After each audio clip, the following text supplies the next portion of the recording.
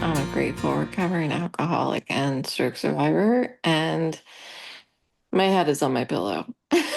So I'm recording from my pillow. So I hope you don't mind. And I hope it doesn't make anybody creepy. But I'm like, I'm just gonna do it now. So everybody's just gonna deal with it.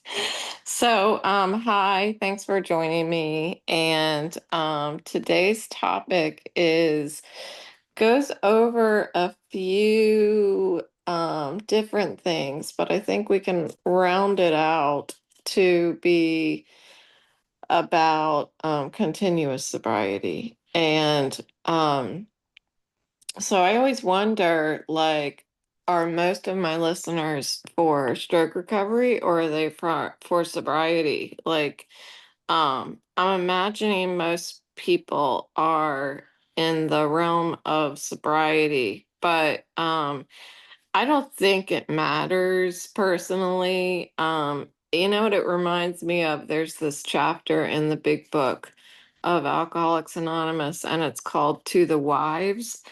And it's like just completely not from this um century.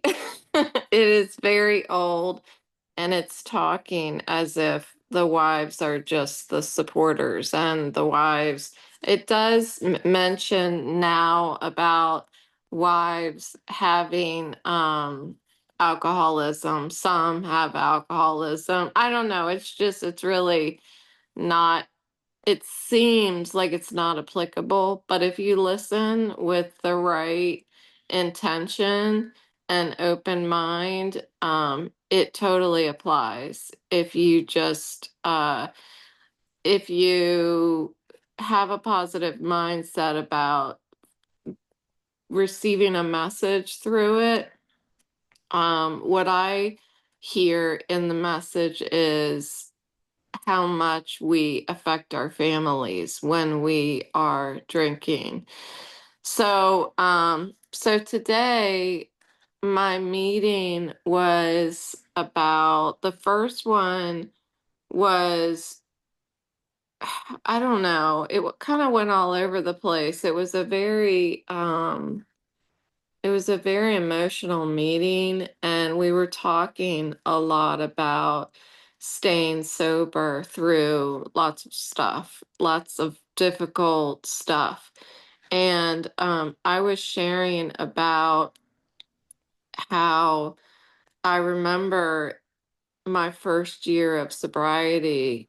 I remember thinking that well, that's it. Like, one day at a time is over, and now it's the rest of my life. So how do I how do I keep my mind framed for one day at a time when I've passed these like milestones? And somebody mentioned this morning about the fear of yesterday and tomorrow. Somebody also mentioned if you have one foot in yesterday and one foot in tomorrow, that you will piss all over today. All of these little phrases were tossed around this morning, and it reminded me about staying present. And what I also remembered today mid meeting was I was supposed to call my sponsor. I haven't called my sponsor in 2 weeks. And it's because my head has been so triggered that everything kind of goes out the window for me. I mean, I still show up to my meetings, but beyond that, I really have no adhesion to a schedule. Like, I just am doing whatever I can do um to accommodate my symptoms. So I've been doing a lot of sleeping. Clearly, that's why I'm in the bed. So I wrote down this morning, how do I get better at calling my sponsor? And I thought, I might have some good experience that I can share about that as well. So I feel like when I celebrated my 1 year anniversary, my sister had a party for me. And the party was about an hour away from where I actually go to meetings. So I only had two people show up for my party. I had my sponsor came, and then this older man came who, before he passed away, he gave me one of his chips that I think is like 50 something years. But I have the chip. Anyway, after being kind of, I don't know, I didn't tell my sister this ever. So if you're listening, Sissy, now you'll know that I was kind of sad that I only had two people come. But I had a feeling that that was going to be the case because I was an hour away from where I usually go to meetings, so that was a lot to ask for people to drive all the way out there. But it was still just a really, really nice celebration of what I had achieved. And then when I was driving home, I was I was just in a weird mindset. And I hear that this happens. I felt like Um, well, that's it. Like, what's ahead of me now? I wasn't thinking about the present. I was thinking about what my future is going to look like. Like, I've come all this way. I've been working the program. I'm sober. So, this is what life is going to look like. This is what sobriety looks like. That's what I was thinking in my head. And so the work was that I needed to get my mind frame back to one day at a time. That not to, and it's hard to not um, condense all of your tomorrows into one pile and be like, this is what life is going to be like. I was doing the same in stroke recovery, and sometimes I go back to it again. But the truth is that that was not what sobriety was going to look like because there were so many things that I was going to get better at. And today I'm still getting better at that stuff, like calling my sponsor. But that's not really the flowers that bloom that I was thinking of. I was thinking of how after 1 year, I feel like the physical sobriety was what it was going to look like. Um, I can't be more physically sober than I was um, on my first anniversary at that party. I can't be more physically sober than I was. I hadn't had alcohol in a year, and I continue to not have alcohol in my body or any mind altering drugs. So that is what my physical sobriety looked like and what it still looks like. But that's not what my emotional sobriety looks like. That's not what my spiritual fitness looks like, what it did back then. Um, One thing that I hear all the time that I kind of wish we didn't say it in sobriety was that in the first year or the first months or whatever, that people are on a pink cloud, like everything looks rosy. And eventually that cloud goes away and life comes back, and then you have to start learning how to manage your life sober, in an emotionally sober way. And my pink cloud per se has never gone away. That feeling of like excitement to be alive has never gone away. So I'm not quite sure why people talk about the pink cloud. I don't like to talk about that. Um, Emotional sobriety is kind of like a persistent pink cloud for me. And spiritual fitness is also feeding that pink cloud. And a lot of that comes from all of it comes from working the steps and keeping things like gratitude in mind. Gratitude, willingness, openness, those are all the antidotes for that emotional and spiritual unwellness. The the second meeting I was in this morning was talking about ongoing sobriety, and I was reminded that what I heard in early sobriety, which is that a relapse comes far before you pick up the first drink. That is the emotional part and the spiritual part.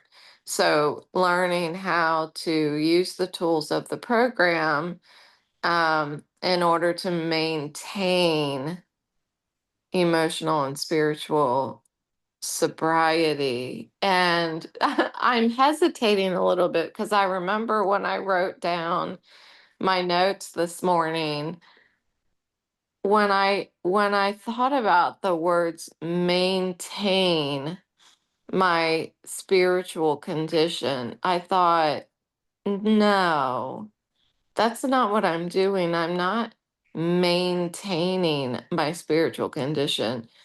I feel like the only thing being maintained in my sobriety is my physical sobriety. Like I said, that's the only thing that has been maintained. Everything else is blooming and growing. And it's nothing like it was after 1 year of sobriety. It is um, through the sobriety growth comes through consistency over time.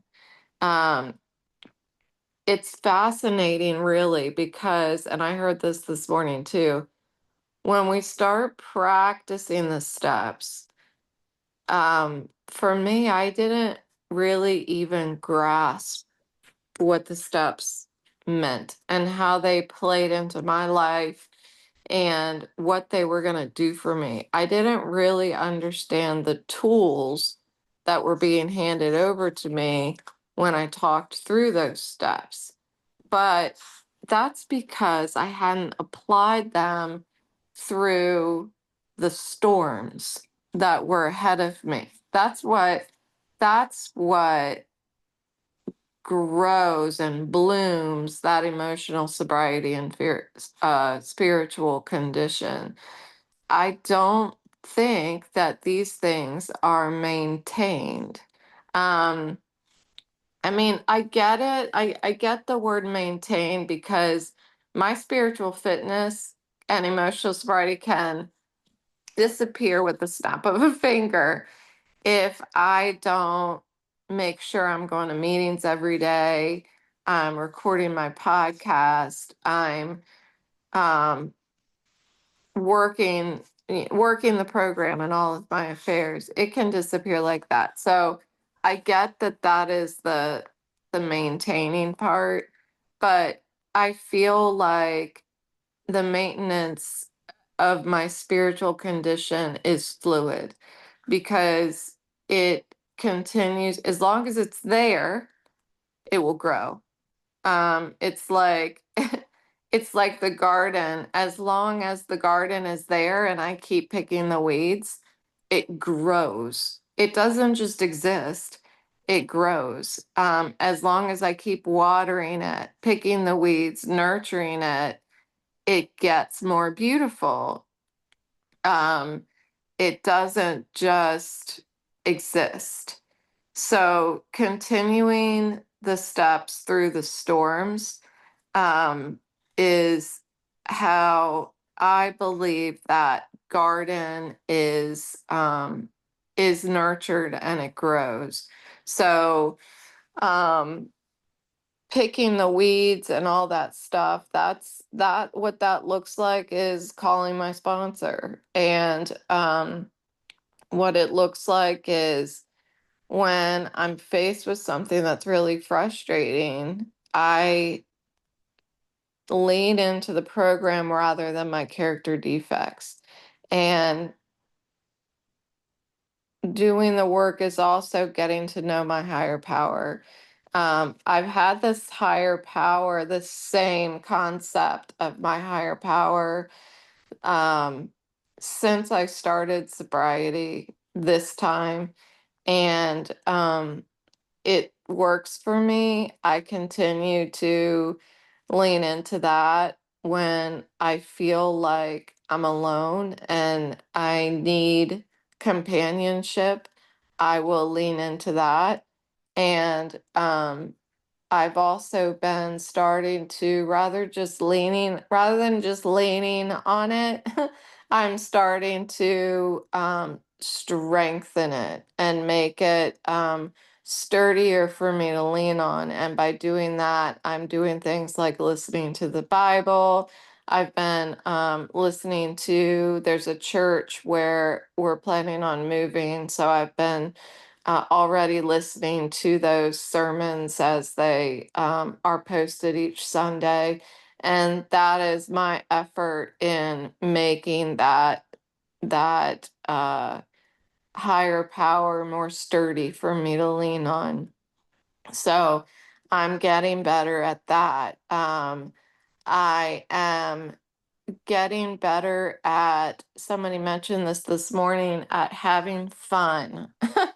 And that's been a journey for me, especially in stroke sobriety, yes, stroke recovery. And with this vestibular disorder, it's taken a lot of work for me to figure out how I can have fun.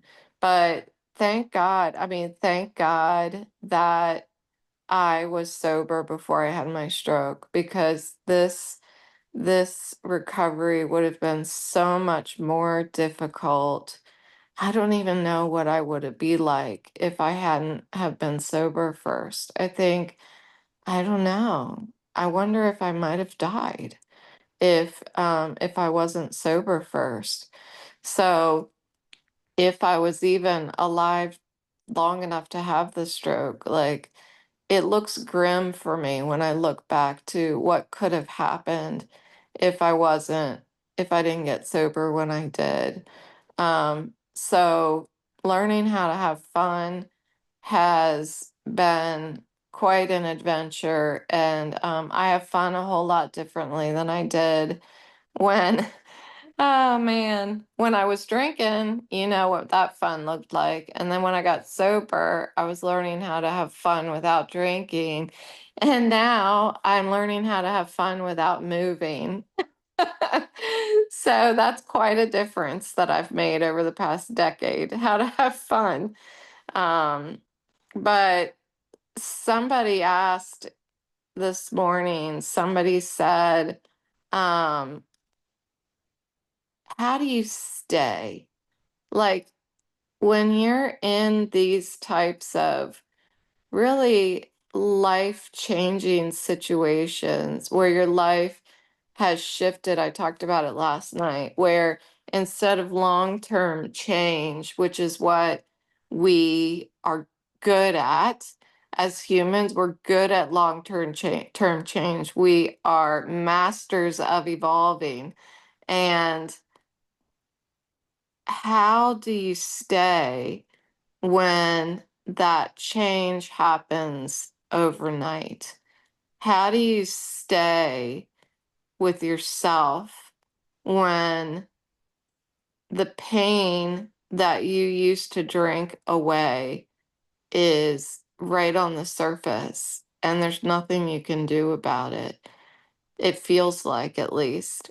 How do you stay when your career has been stolen from you by nobody, by fate?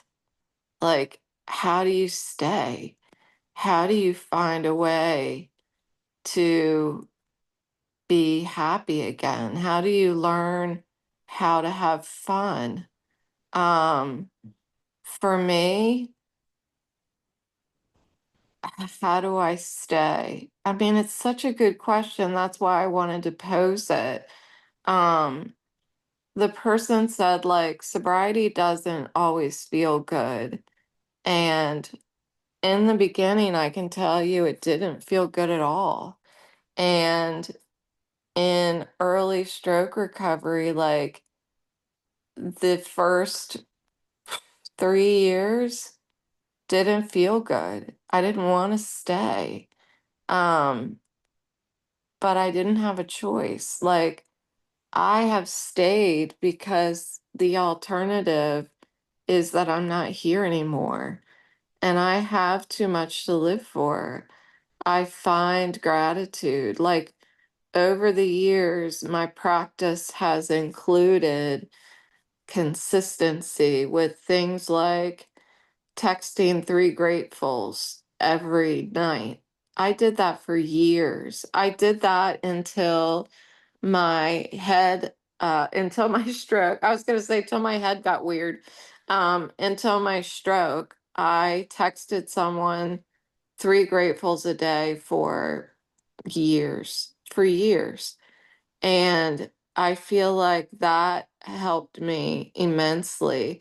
My God box, when things got hard and I felt like, well, this is stupid. Me putting a piece of paper inside this box isn't going to fix anything.